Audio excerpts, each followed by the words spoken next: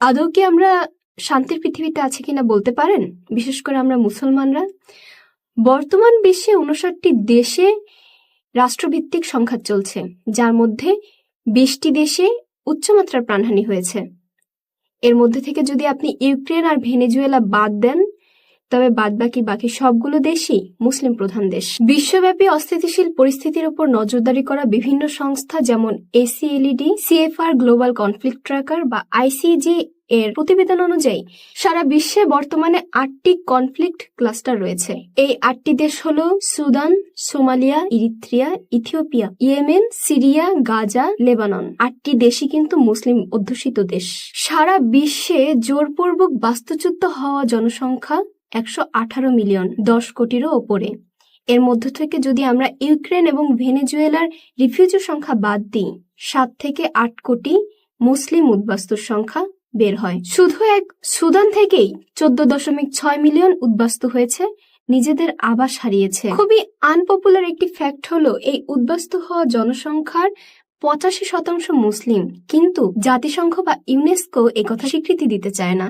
কেন? তাদের ভাষ্যমতে শরণার্থীদের আবার ধর্মভিত্তিক ভাগ কিসের? কিন্তু সংখ্যাটা মোটেই এত সামান্য নয় যে জাতিসংঘের মতো চাইলেই আমরা ব্যাপারটাকে উড়িয়ে দিতে পারি। সারা বিশ্বে যারা অন্যান্য ধর্মাবলম্বী বা অন্যান্য মতাদর্শে রয়েছেন, তাদের একটাই প্রশ্ন, কেন মুসলমানদের মধ্যেই এত সংঘাত, এত হত্যা, এত রাহাজানি, এত ধর্ষণ, এত যুদ্ধ?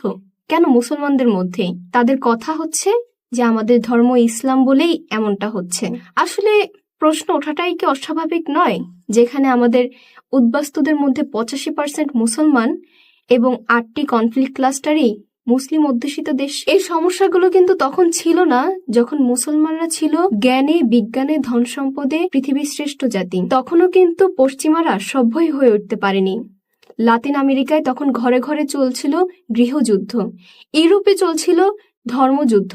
তারা বুঝতে পারে তাদের মধ্যে বিভেদ বাড়ালে চলবে না, তাদের মধ্যে মারামারি করলে, যুদ্ধ করলে তারা কখনোই মুসলমানদের হাত থেকে বিশ্ব ক্ষমতা কেড়ে নিতে পারবে না। তাই তারা নিজেরা এক হয়ে আমাদের মাঝেই বিভেদ বাড়িয়ে দিল। প্রথম বিশ্বযুদ্ধের পর সাইক্স-পিকট চুক্তির মাধ্যমে তারা মধ্যপ্রাচ্যে কৃত্রিম সীমানা নির্ধারণ করে দিল।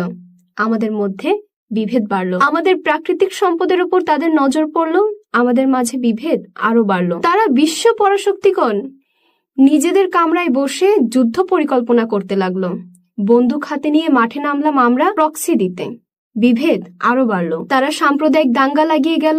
আমরা আমাদের ঘরে ঘরে সেই সাম্প্রদায়িক দাঙ্গা জিয়ে রাখলাম আজ পর্যন্ত। তারা এত কিছু কিভাবে করতে পারলো?